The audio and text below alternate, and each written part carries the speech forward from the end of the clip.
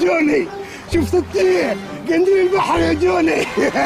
من ضمن أنواع القناديل نوع اسمه اللاينسمين، وده يعتبر أكبر قنديل في العالم، وبيوصل طول مجساته ل 35 متر، يعني مبنى مكون من 12 دور، وبيعيش في شمال المحيط الهادي.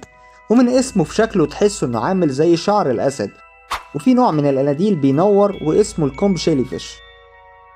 وفي قنديل تاني اسمه الكاسيوبيا، واللي بيعوم عكس كل القناديل، بيكون راسه لتحت ومجساته لفوق، وبسبب وضعية العوم فبيعمل علاقة تكافل بينه وبين نوع من الطحالب اللي ممكن تعيش على جسمه كده وهو مقلوب بالطريقة دي.